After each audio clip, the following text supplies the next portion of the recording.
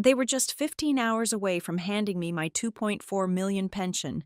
15 hours, instead, at exactly 600 p.m. My employee badge chirped, beep, red, access denied. I didn't scream, I didn't cry.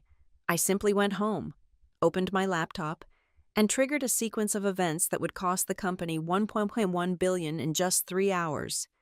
They thought firing me was the end, but I had been waiting for the perfect moment to start the final chapter they couldn't control. My name is Danielle Hart. I'm 46 years old, and until yesterday, I was the Chief Ethics and Compliance Officer at Barrington Strategic Holdings, a global investment firm headquartered in Port Mercer. For nearly 24 years, I had been the quiet force ensuring our financial empire played by the rules, not always popular, but always necessary. The irony wasn't lost on me. The woman responsible for ensuring ethical compliance was being escorted out of the building like a common thief, exactly 15 hours before her retirement package would have vested. 24 years of service erased with the beep of a security card. "I need your badge, laptop, and phone," said Marcus from security. Avoiding eye contact, I'd known Marcus for 12 years. His daughter had interned in my department 2 summers ago. Now he couldn't even look at me. "May I ask why?" My voice remained steady, betraying none of the earthquake happening inside me. "HR will contact you with details." His rehearsed response told me everything. This wasn't a spontaneous decision. This was calculated, premeditated. I handed over my company possessions with dignity, refusing to give them the satisfaction of seeing me break. As I was escorted through the marble lobby that had been my second home for over 2 decades, I noticed Alina, one of my junior analysts, watching from the mezzanine. Her eyes were wide with shock. I gave her a small nod. "Remember what I taught you," I thought. The glass doors shut behind me with a pneumatic hiss of finality. 24 years, gone. It was a perfect autumn evening in Port Mercer, the kind where the setting sun gilds everything in warm light, making even the steel and glass financial district look almost human. But I felt nothing of the beauty as I walked to the parking garage. Only when I was safely inside my car did I allow myself to think about what had just happened. This wasn't a normal termination. This was surgical precision. 6:00 p.m. exactly. On the day before my retirement package worth $2.4 million would have vested at 9:00 a.m. tomorrow morning. I knew exactly who was behind this. Bryce Langford, our new CEO, brought in 18 months ago to modernize Barrington and fast-track us to IPO. The man who called ethics speed bumps on the highway to profit. My phone pinged with an email, my personal email, not my now deactivated work account. The subject line, Termination and Confidentiality Agreement. I skimmed the document, my breath catching at paragraph 7. In exchange for a severance package of 6 months' salary, employee agrees to waive all claims to retirement benefits and pensions that have not yet vested, and further agrees not to disclose any information regarding Barrington Strategic Holdings business practices, client information, or the circumstances of employee's departure to any third party, including but not limited to regulatory agencies. They weren't just firing me, they were trying to silence me. As I drove home through the familiar streets of Port Mercer, my mind raced through the warning signs I'd been ignoring for months. The gradual restriction of my department's oversight, the exclusion from key meetings, the new financial reporting structure that bypassed my team entirely. I had been naive. I had believed in the institution more than the individuals running it, a mistake I wouldn't make again. My house was dark when I arrived home. I lived alone, no husband, no children. My career had been my life. That thought should have devastated me now. But instead, it felt liberating. I had nothing to lose. And when you have nothing to lose, you become very dangerous to those who have taken everything from you. I unlocked my front door, stepping into the quiet darkness of my living room. Without turning on the lights, I went straight to my home office and opened my wall safe. Inside were 2 external hard drives, my insurance policy. For the past 2 years, As I'd watched Bryce Langford transform our company culture from careful stewardship to reckless growth, I had been documenting everything, every email, every altered report, every suspicious transaction, every time my concerns were dismissed or my access was restricted. I hadn't done this out of paranoia. I'd done it out of duty, because somewhere along the way, I realized that Barrington was changing into something I didn't recognize, something that needed to be held accountable. I connected the drives to my personal laptop and began organizing the data. The story it told was clear under Bryce's leadership. Barrington had been systematically misrepresenting its financial health, inflating asset valuations, and concealing liabilities to make the company more attractive for the upcoming IPO. My termination made perfect sense now. The company was weeks away from filing with the SEC. I was the last internal obstacle who might have flagged these issues during the disclosure process. At 9:18 p.m., I submitted my whistleblower report to the Securities and Exchange Commission through their online portal. I attached the most damning evidence, doctored financial statements, emails discussing how to massage the numbers, and records of suspicious transactions with shell companies in tax havens. I also included documentation of my sudden termination. Exactly 15 hours before my pension would have vested a clear case of retaliatory action against a potential whistleblower. Then I did something that would prove particularly devastating to Barrington.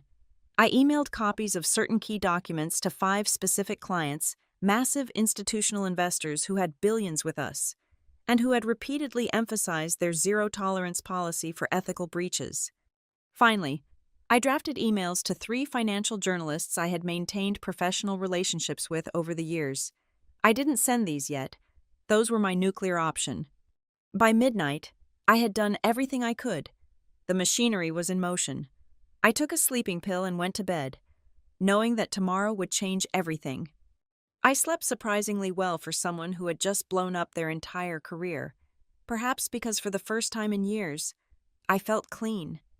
My alarm woke me at 6:30 a.m. I made coffee and sat at my kitchen table, opening my laptop to watch the chaos unfold. At 7:45 a.m., the first signs appeared. A former colleague texted me, "Systems are down. Reports won't finalize. What the hell is happening?" I smiled. In their haste to remove me, they had forgotten about the approval protocols I had implemented years ago. Certain critical financial reports required my electronic signature before submission. With my access revoked and no one reassigned to my approval authority, the system was locked. At 8:30 a.m., Barrington's stock opened normally. The day's drama hadn't yet begun. At 8:45 a.m., my phone rang. Unknown number. Danielle Hart. My voice was calm. "Danielle, it's Bryce. There seems to have been a misunderstanding." I said nothing, letting the silence stretch uncomfortably. "Your termination wasn't approved by me personally," he continued, his voice tight with controlled panic. "It was an HR error. We'd like you to come in so we can sort this out." "I'm not available," I replied. "I have a meeting with my attorney at 9:30. "Look, we can make this right. Your retirement package." "My retirement package that vests in 15 minutes, I interrupted. "The one worth $2.4 million that you tried to cheat me out of by firing me 15 hours before it vested, that retirement package." "Danielle, be reasonable." "I've been reasonable for 24 years, Bryce. Now I'm just being legal." I hung up. At 9:00 a.m. EXLU, the SEC issued a press release announcing an investigation into Barrington Strategic Holdings for potential securities fraud. At the same moment, my pension would have vested had I still been employed.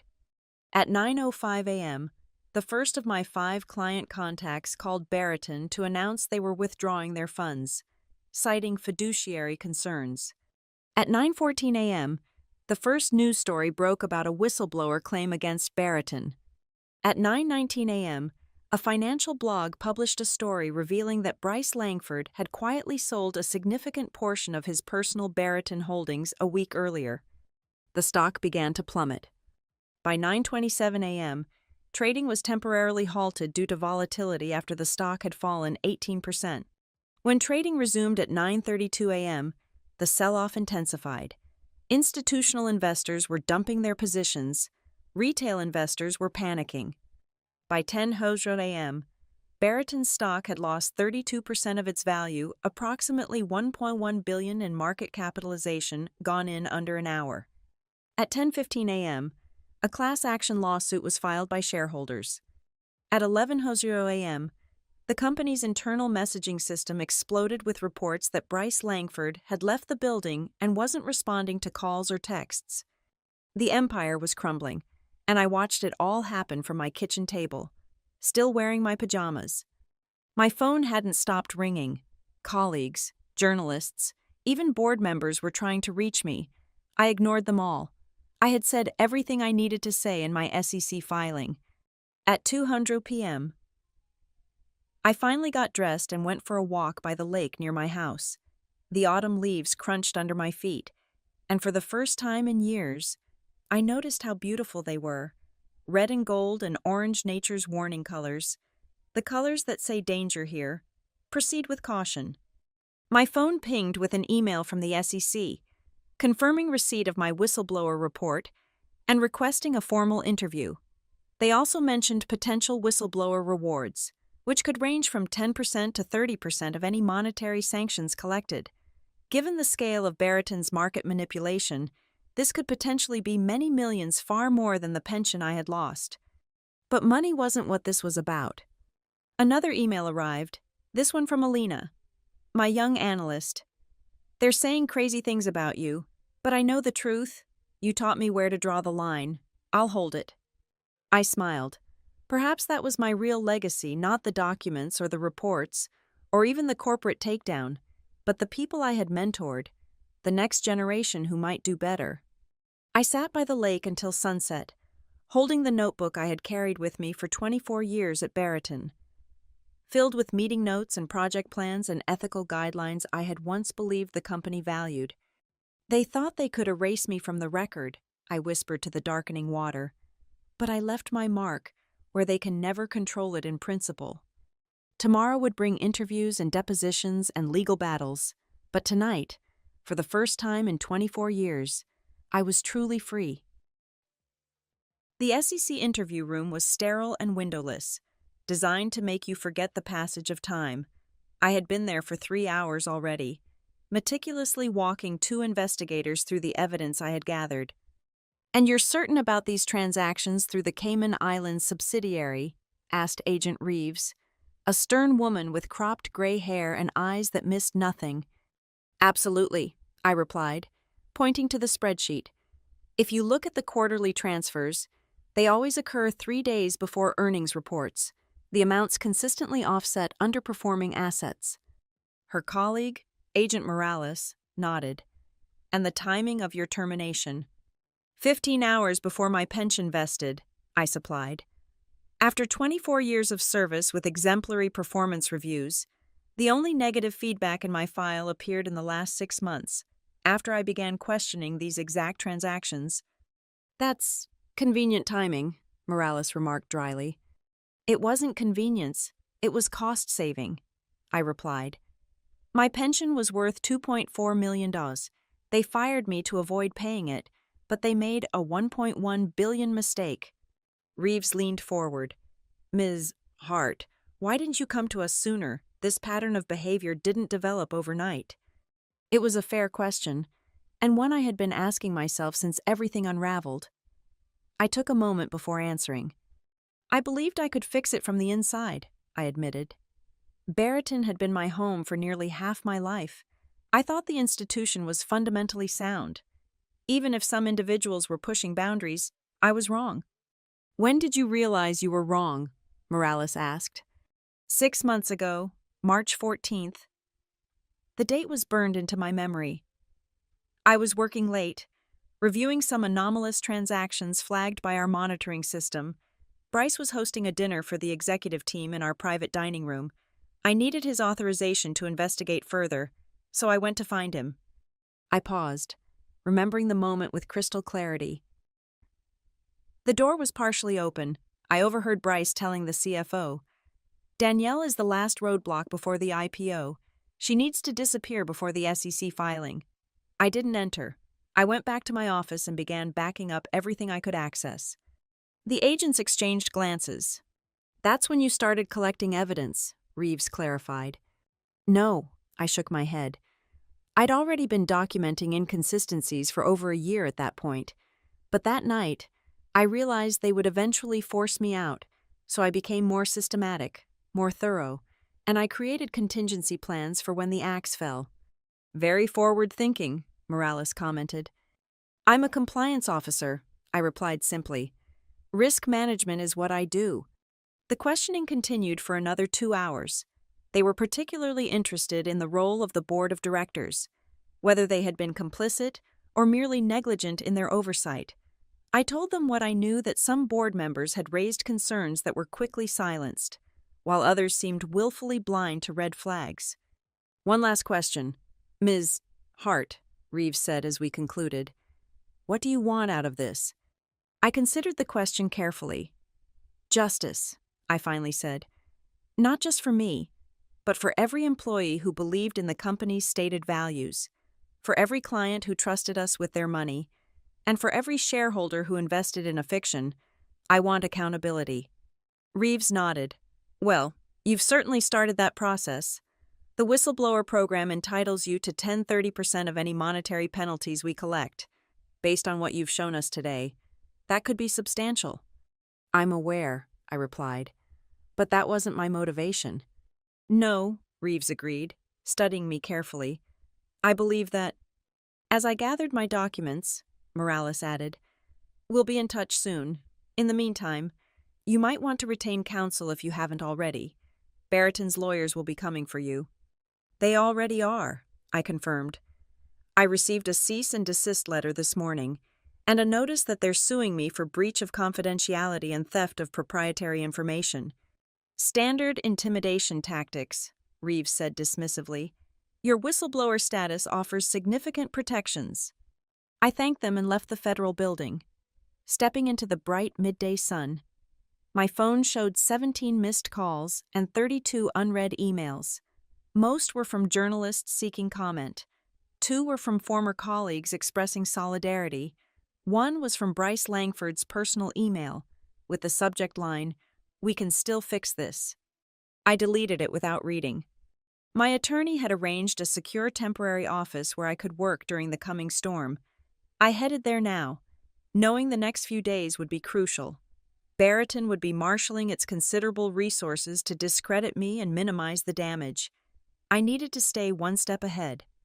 The temporary office was in a nondescript building on the outskirts of Port Mercer's financial district, close enough to be convenient, far enough to avoid accidental encounters with former colleagues. As I set up my laptop, my phone rang. An unfamiliar number with the Port Mercer area code. Danielle Hart, I answered cautiously. Ms. Hart, this is Eleanor Winters. I'm the chairperson of Barreton's board of directors. I straightened in my chair. Eleanor Winters was a legend in financial circles, a pioneer who had broken through glass ceilings in the 1980s and accumulated both wealth and power without sacrificing her reputation for integrity. She had joined Barreton's board only 6 months ago, a move that had reassured many about the company's direction despite Bryce's controversial leadership style. Ms. Winters, I acknowledged, keeping my tone neutral. What can I do for you? You can meet with me, she replied directly. In person, no lawyers, off the record, just a conversation. I hesitated. With respect, Ms. Winters, I'm not sure that would be wise under the circumstances. Under the circumstances, she repeated. It might be the wisest thing either of us could do. I'm not calling on behalf of the board or the company.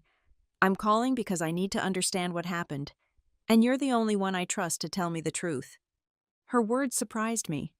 You don't know me, Ms. Winters. I know your work, she countered. I've reviewed every ethics report you've filed since I joined the board. I've compared your assessments to the official narratives presented to us. The discrepancies are troubling. Now I was truly intrigued. When and where? Today, 4 o'clock, the Artemis Club. The Artemis Club was one of Port Mercer's oldest and most exclusive women's clubs. Founded in the 1920s as a sanctuary for professional women when such things were rare. It maintained a strict policy of confidentiality for all conversations held within its walls. "I'll be there," I agreed. "Thank you," she paused. "And Ms. Hart, come alone." The call ended, leaving me with a mixture of curiosity and apprehension. Eleanor Winters had the power to either help legitimize my claims or to destroy what remained of my professional reputation.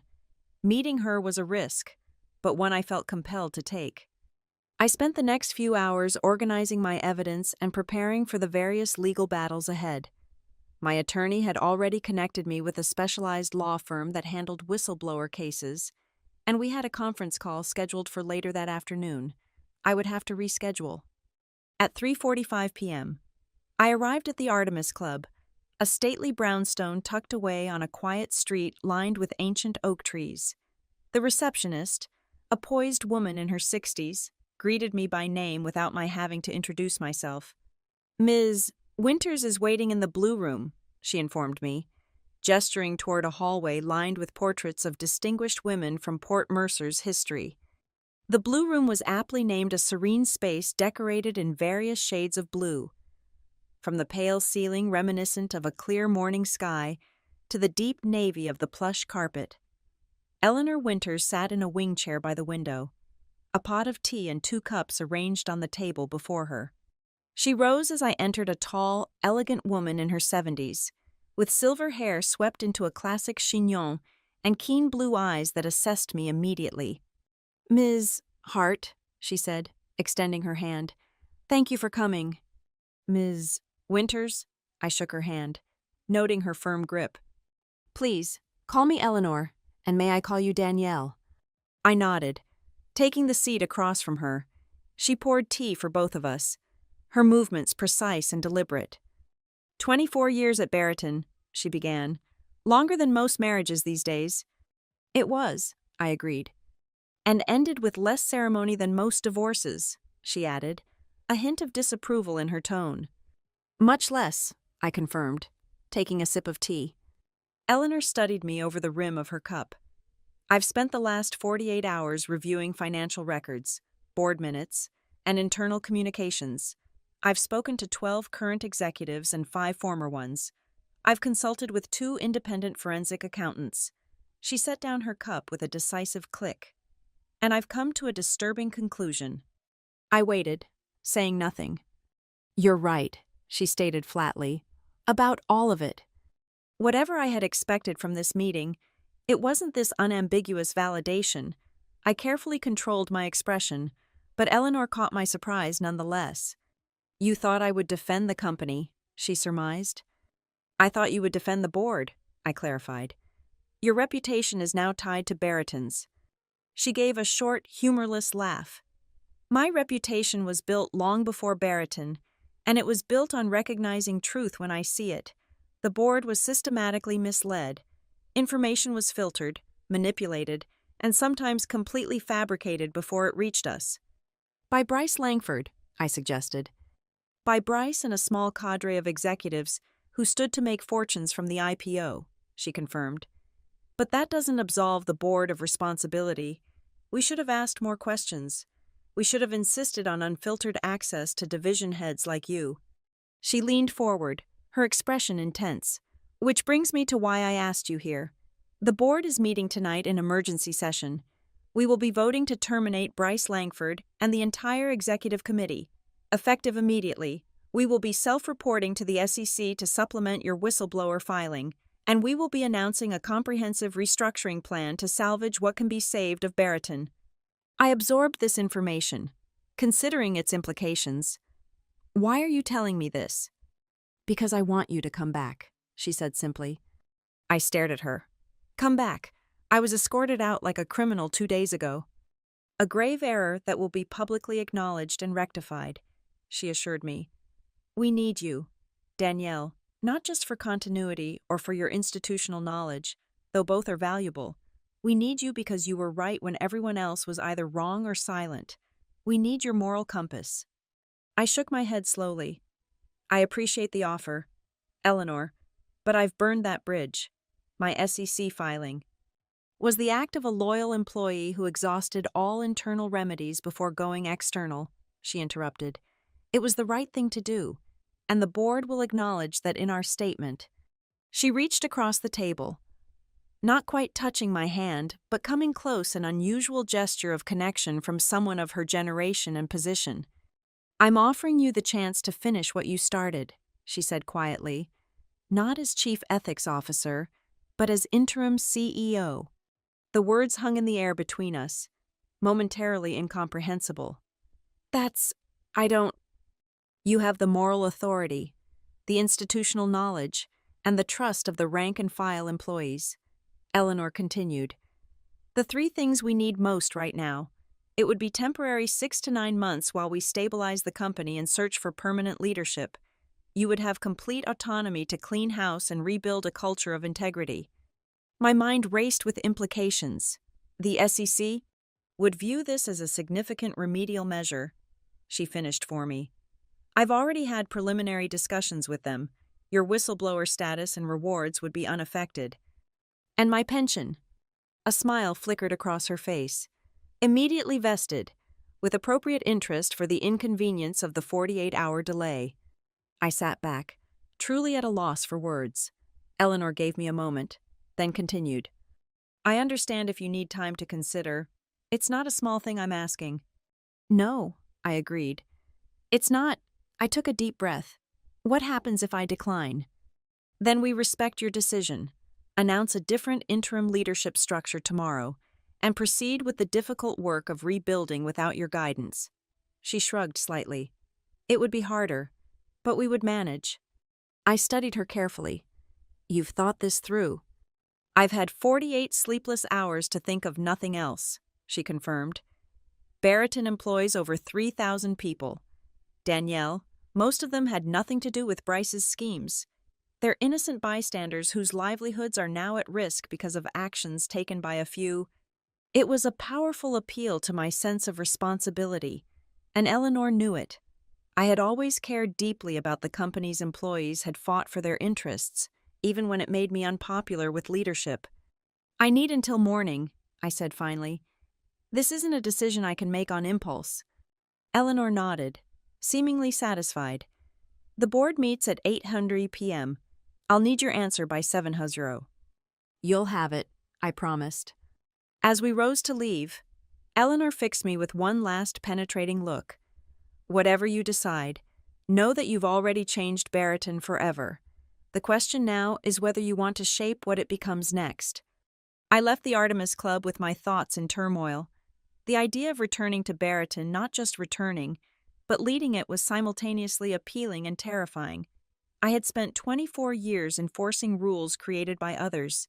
Could I now create the rules myself? As I walked toward my car, my phone rang. It was Alina, my young analyst. Danielle. Her voice was hushed, urgent. Are you okay? Everyone's talking about what happened. I'm fine, Alina, I assured her. What's the mood inside? Chaos, she reported. Half the executive floor hasn't shown up today. HR is giving these scripted reassurances that no one believes.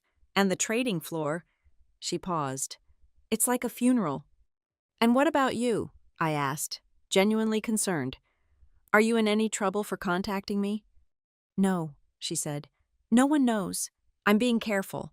But, she hesitated, I'm not the only one who supports what you did. There's a whole group of us. We've been meeting in the East Stairwell because we think it's the only place without surveillance. I smiled despite myself. The East Stairwell has cameras too. Alina, upper corner, behind the fire extinguisher cabinet. Oh. Her dismay was palpable. Well, we've probably been recorded saying some pretty supportive things about you. Then, I appreciate that, I said sincerely. Listen, Alina, I may need information in the coming days. Things that aren't in my files. Can I count on you? Absolutely, she replied without hesitation. Whatever you need. After we hung up, I sat in my car, not yet starting the engine. Eleanor's offer replayed in my mind, as did Alina's implicit trust.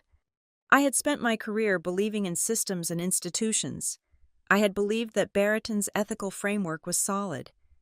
Even when individuals deviated from it, I had been proven catastrophically wrong. Could I now build a system I would actually believe in? My phone buzzed with a text from my attorney. "Call immediately. Settlement offer from Barreton." Instead of calling him, I scrolled through my contacts and dialed a number I rarely used. "Michael. It's Danielle Hart. I need your perspective on something." Michael Chen had been Barreton's general counsel for 15 years before retiring 3 years ago. He had been my ally in numerous ethical battles during our overlapping tenure. If anyone could give me unvarnished advice about Eleanor's offer, it was Michael. We agreed to meet at his house in 30 minutes. As I drove through Port Mercer's tree-lined residential districts, away from the glass towers of the financial center, I felt the weight of the decision before me. Return as CEO to rebuild what I had helped destroy, or walk away cleanly with my whistleblower reward and the satisfaction of having exposed the truth. Michael's colonial-style home sat on a quiet street of similar well-maintained properties. He greeted me at the door himself, still the picture of a corporate attorney in pressed slacks and a button-down shirt despite being retired. "Danielle," he said warmly, ushering me inside. "I've been following the news. Quite the earthquake you've triggered." "Not intentionally," I replied. "No," he raised an eyebrow as he led me to his study. "You submit a whistleblower filing 15 hours after being terminated, and you didn't expect seismic consequences." I conceded the point with a nod as I took a seat in one of his leather armchairs. "I expected consequences. I didn't expect to be offered the CEO position 48 hours later." Michael, who had been pouring us each a glass of scotch, nearly dropped the bottle. "You're serious?" "Completely. Eleanor Winters just made the offer.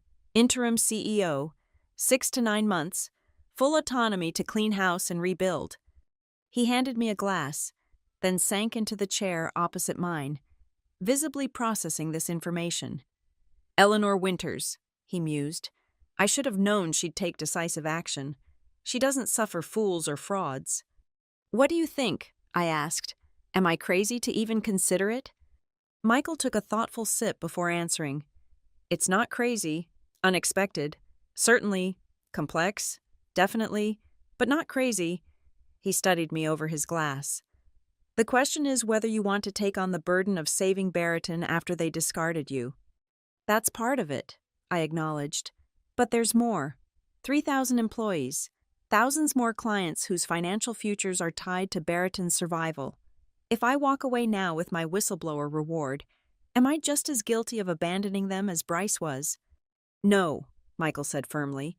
"You exposed wrongdoing at great personal risk. Your moral obligation is fulfilled. Anything more is above and beyond." "But if I could do more—" I let the thought hang unfinished. Michael leaned forward. "Danielle, I've known you for 20 years. You've always been guided by what's right, not what's easy. So let me ask you this. Where do you think you can do the most good?" I considered his question seriously. If I take the position, I could ensure real change happens, not just cosmetic reforms to satisfy regulators. I could build the ethical culture I've always advocated for. And if you decline, then I testify, consult with regulators, perhaps work with other companies to prevent similar situations, more systemic impact, potentially, but less direct control over outcomes. Michael nodded. "Both paths have merit. Both allow you to do good. So perhaps the question isn't about obligation, but about personal fulfillment. Which path will let you sleep better at night 10 years from now?" The answer came to me with surprising clarity. "I need to see this through," I said slowly. "I need to finish what I started, not just exposing the problems, but fixing them." "Then you have your answer," Michael replied simply. "But am I being naive?" I pressed. "The board approved everything Bryce did, explicitly or implicitly. Can I really trust them now?" "You can trust Eleanor Winters," Michael said confidently, "and with her as board chair, you'll have the runway you need to implement real change." He paused. "But get everything in writing, every promise, every power, every protection. The Barreton that exists today is not the Barreton you joined 24 years ago. I nodded, finishing my scotch. Thank you, Michael. Don't thank me yet, he warned. If you take this job, you're walking into the fire. The next 6 months will be the hardest of your career. I know, I said, but maybe that's where I belong right now. As I drove back toward the city center, I called Eleanor Winters. It was 6:45 p.m., 15 minutes before her deadline. Eleanor, it's Danielle Hart. I've made my decision. I'm listening, she replied, her tone revealing nothing. I'll accept the interim CEO position under specific conditions. Name them. Complete autonomy over personnel decisions, a seat on the board for the duration of my tenure, public acknowledgement of wrongdoing and my whistleblower status, and full vesting of my pension, effective immediately, held in an irrevocable trust regardless of what happens next. There was a brief silence, then, accepted on all counts. Can you be at the board meeting tonight? I'll be there, I confirmed. Good. Use the executive entrance. Security will be expecting you. She paused. Thank you. Danielle, this is the right decision. We'll see, I replied, not quite ready to share her certainty. The call ended, and I felt a strange calm settle over me. 24 hours ago, I had been in my kitchen watching Barrington implode from the outside. Now I was heading back into the heart of the institution to rebuild it from within. The symmetry wasn't lost on me. I had left the building in disgrace at 6:00 p.m. 2 days ago. Now I would re-enter it at 8:00 p.m. with more power than I had ever wielded before. As I approached the familiar silhouette of Barrington Tower against the evening sky, I thought about the notebook I had carried for 24 years, the one filled with ethical guidelines and principles I had fought to uphold. I had written on its first page, on my first day at Barrington, integrity is doing the right thing even when no one is watching. Now everyone would be watching, and I would still do the right thing. The Barrington boardroom occupied the entire northeast corner of the 44th floor, with floor-to-ceiling windows offering commanding views of Port Mercer's skyline and the harbor beyond. I had presented in this room dozens of times over the years, but always as a visitor, never as a member. Now, as I took my seat at the massive mahogany table, I was acutely aware of the shift in power dynamics. The 12 board members regarded me with expressions ranging from cautious respect to barely concealed hostility. Eleanor Winters called the meeting to order precisely at 8:00 p.m. Before we begin, I want to acknowledge the extraordinary circumstances that bring us together tonight, she began, and to formally welcome Danielle Hart, who has agreed to serve as interim CEO, effective immediately upon the board's vote. A murmur ran through the room. Clearly, not all board members had been briefed on this development. Is this a joke? The question came from Victor Hargrove, a venture capitalist who had been Bryce's most vocal supporter on the board. You want to put the whistleblower in charge, the woman who just cost this company billions in market value. Bryce Langford's actions cost this company billions, Eleanor corrected firmly. Ms. Hart exposed those actions after exhausting all internal remedies.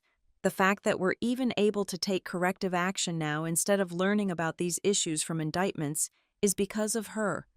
She violated her confidentiality obligations, Hargrove persisted. Whistleblower protections supersede confidentiality agreements when reporting securities violations, I pointed out calmly. As a board member overseeing a publicly traded entity, you should know that. Hargrove's face flushed, but before he could respond, Eleanor redirected the conversation. We have 3 items on the agenda tonight, she announced. First, voting on the immediate termination of CEO Bryce Langford and CFO Martin Wells for cause. Second, voting on the appointment of Danielle Hart as interim CEO. Third, approving the public statement and SEC disclosure we will issue tomorrow morning.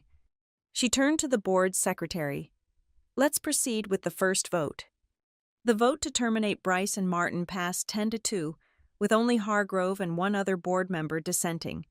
The vote on my appointment was closer 7-5 in favor, but still a clear majority. As the board secretary recorded the results, Eleanor turned to me.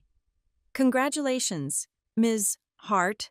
You are now the CEO of Barrington Strategic Holdings. The words felt surreal, but I acknowledged them with a nod. Thank you for your trust. I won't waste time with speeches now we have urgent work to do, but I want to be clear about my priorities: transparency with regulators, accountability for wrongdoing, and protection of employees and clients who depended on Barrington's integrity. We spent the next 2 hours reviewing the draft public statement and SEC disclosure, making revisions to ensure they were both forthright about past failures and clear about remedial steps. By 10:30 p.m., we had approved final versions of both documents, to be released at 8:00 a.m. the next morning. As the meeting adjourned, Eleanor asked me to stay behind. When the room had cleared, she handed me a small object, a security badge. Your new access card, she explained. It opens everything: executive elevator, secure files, all systems. I took it, remembering the beep of denial from my old card just 2 days ago. That was fast. We've been preparing for various scenarios since your whistleblower filing became public, she admitted. This was the best-case scenario. Best case? I raised an eyebrow. The company has lost billions in value, faces multiple investigations, and will likely pay substantial penalties. Yes, Eleanor agreed solemnly, but it survives, and it has a chance to become something better than it was. She gathered her papers. Your office is ready whenever you want to see it. Tonight, I decided, I want to review everything before tomorrow's announcement. She nodded approvingly. I thought you might. The executive floor is empty.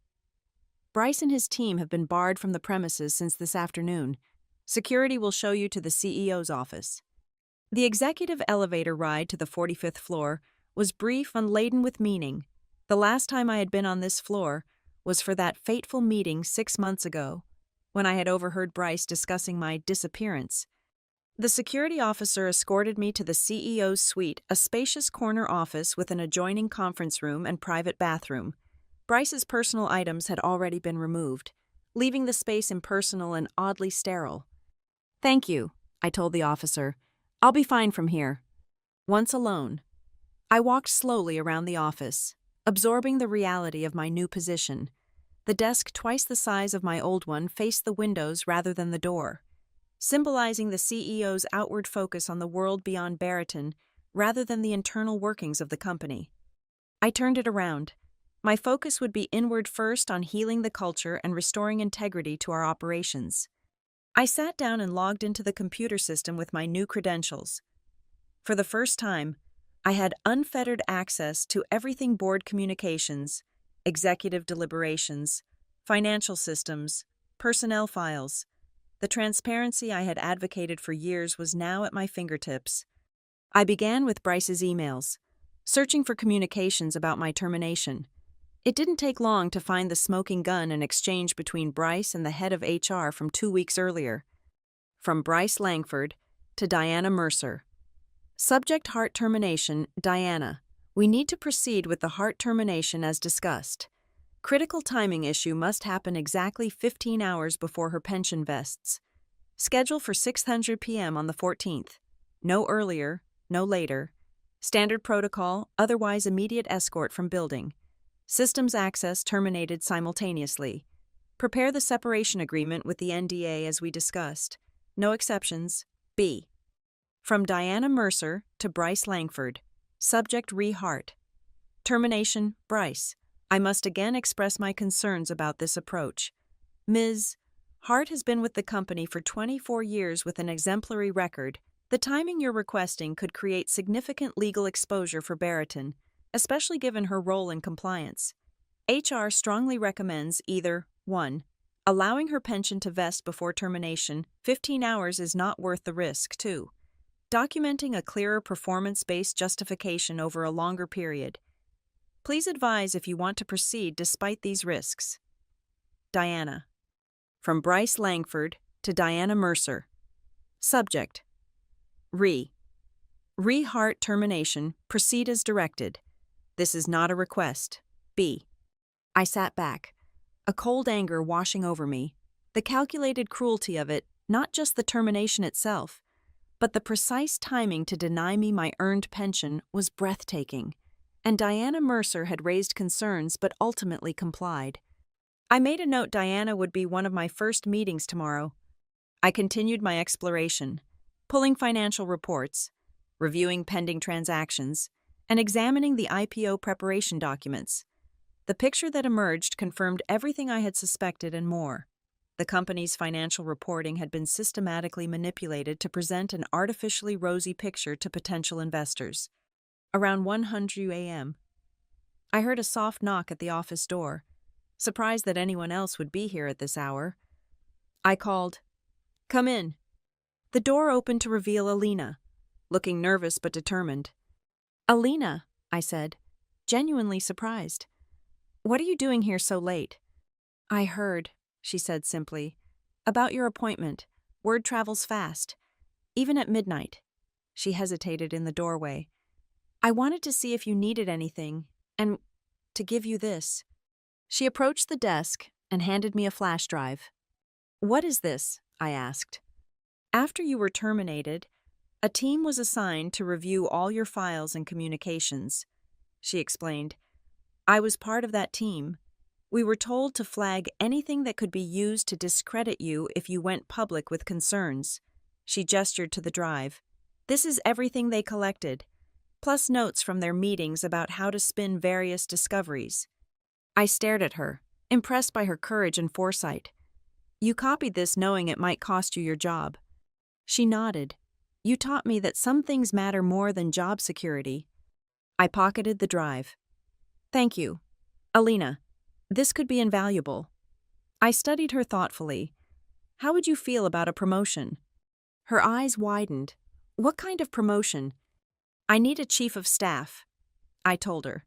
"Someone I trust implicitly, who knows the organization but isn't compromised by too many existing loyalties.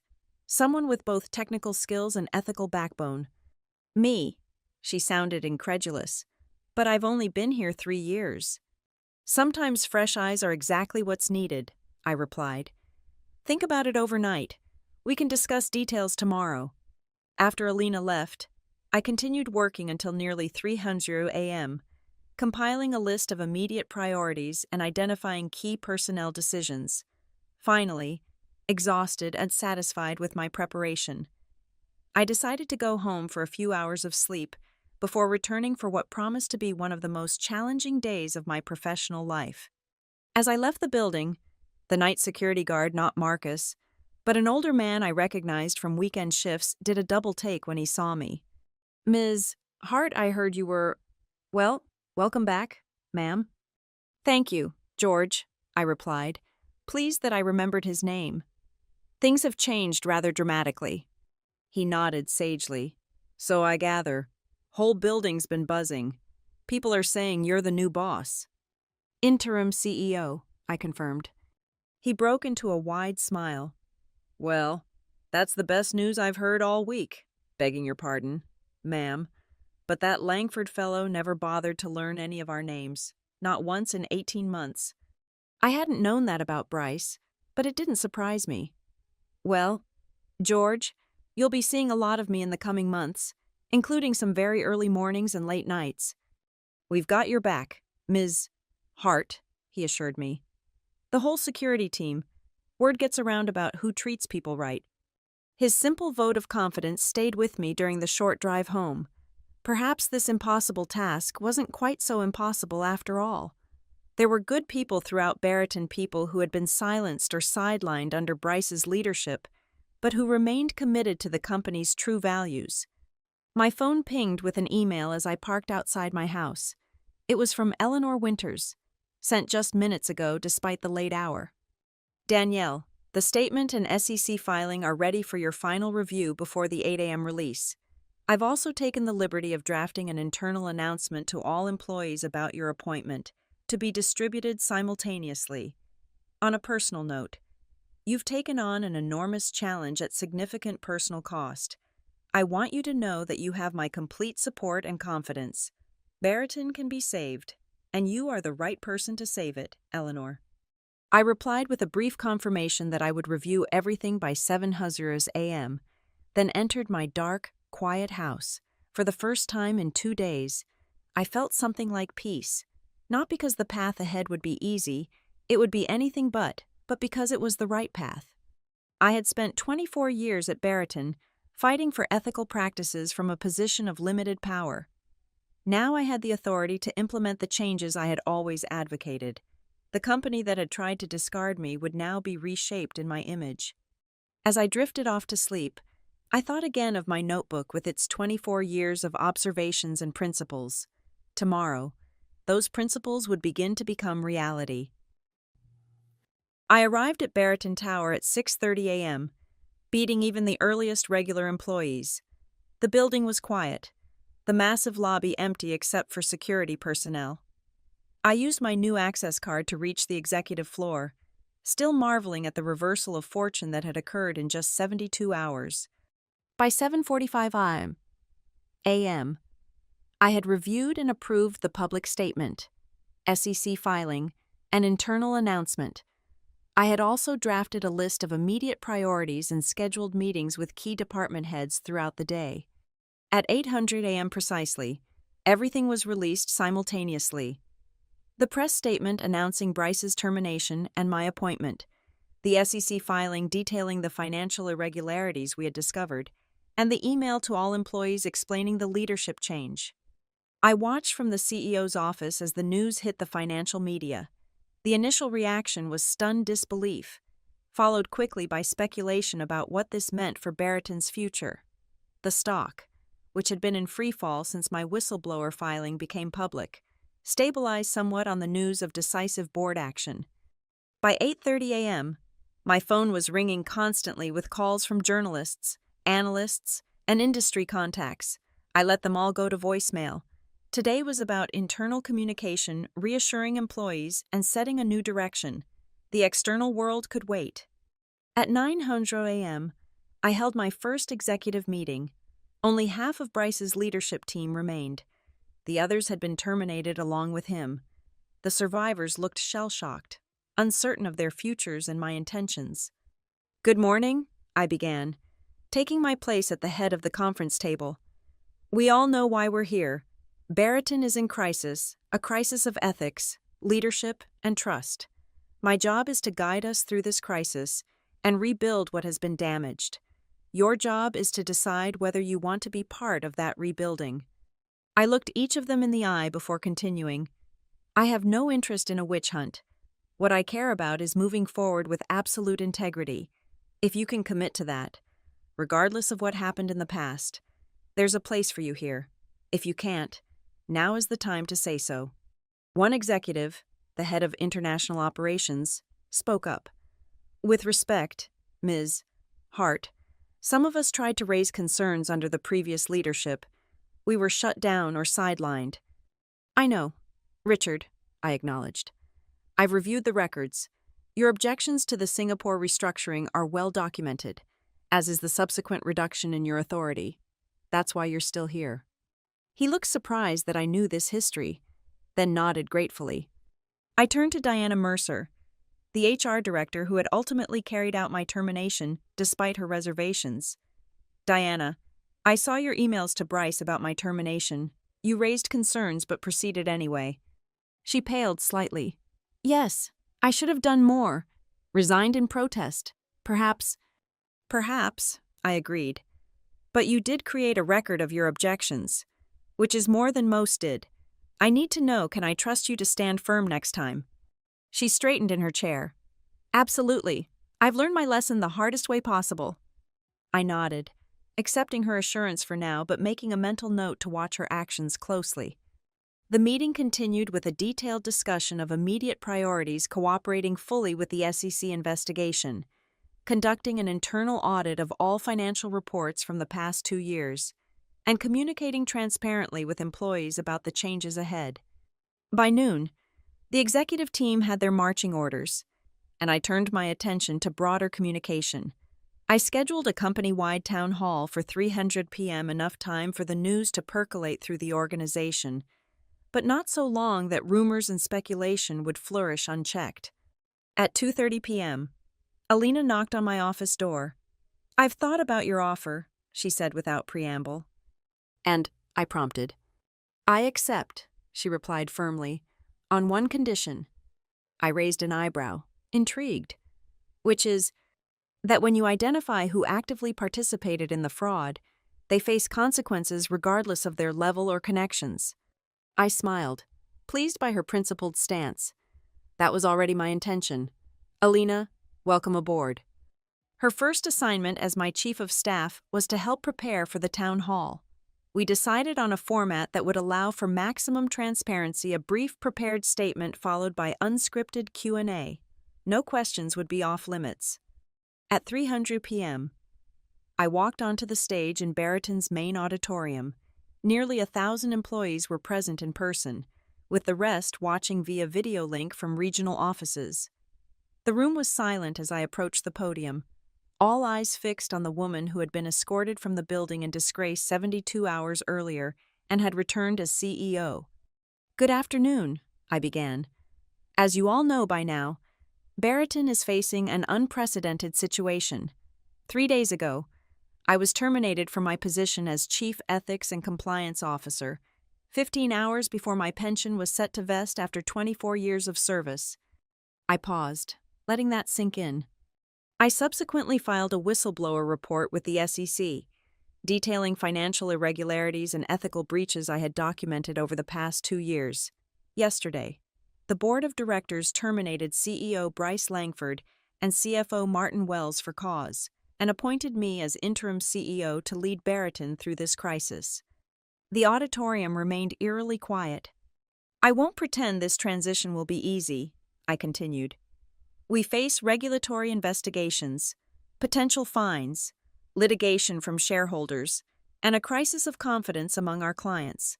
But Barryton is more than the actions of a few individuals who violated our core values. Barryton is 3,000 dedicated professionals who come to work every day committed to serving our clients with integrity. I stepped away from the podium, preferring to speak directly rather than from behind a barrier. I've been where you are now, shocked, confused, worried about the future, questioning whether you can trust leadership. I understand those feelings because I've experienced them myself. So let me tell you exactly what you can expect from me as your CEO. I ticked off points on my fingers. 1. Absolute transparency. You will know what I know about our situation, to the maximum extent legally possible. 2. Accountability. Those who actively participated in wrongdoing will face appropriate consequences, regardless of their position. 3. Protection. Those who raised concerns or tried to do the right thing will be recognized and valued, not punished. 4. Renewal.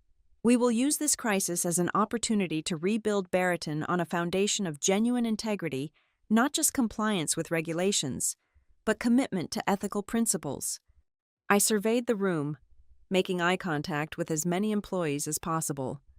Now, I'm ready to take your questions. Nothing is off limits. For a moment, there was silence. Then hands began to rise throughout the auditorium. The first question came from a young man in the investment division. What happens to our jobs? Are layoffs coming? A fair and expected concern. My goal is to preserve as many positions as possible. I answered honestly. But I won't mislead you, this situation will have financial consequences for Barryton, and some restructuring may be necessary. What I can promise is that any such decisions will be made transparently, based on business necessity rather than panic, and with appropriate support for affected employees. The questions continued for over an hour about the SEC investigation, potential penalties, client reactions, compensation impacts, and specific individuals who had been terminated. I answered each one as directly as possible, acknowledging when I didn't yet have complete information, but never evading or sugarcoating the challenges ahead. Finally, a senior analyst who had been with Barryton almost as long as I had stood up. Danielle, he said, dispensing with formalities. Many of us have worked here for decades. We believed in this company. We thought we were part of something ethical. How did we miss what was happening, and how can we ever trust again? His question cut to the heart of the matter, the sense of betrayal that permeated the organization. James, I acknowledged him by name. That's the question I've been asking myself for 2 years. The answer isn't simple. What happened at Barrington wasn't a sudden ethical collapse, it was a gradual erosion. Small compromises that became larger ones, information silos that prevented anyone from seeing the complete picture, a culture of deference to authority that discouraged questioning. I looked around the room again, taking in the sea of faces. As for trust, it can't be demanded, only earned. I don't expect you to trust leadership immediately after what's happened, but I do ask you to watch what we do, not just what we say. Judge us by our actions in the days and weeks ahead, and hold us accountable if we fall short of the standards we claim to uphold. The town hall concluded shortly after, and I spent the next few hours meeting with key client representatives who had demanded immediate reassurances.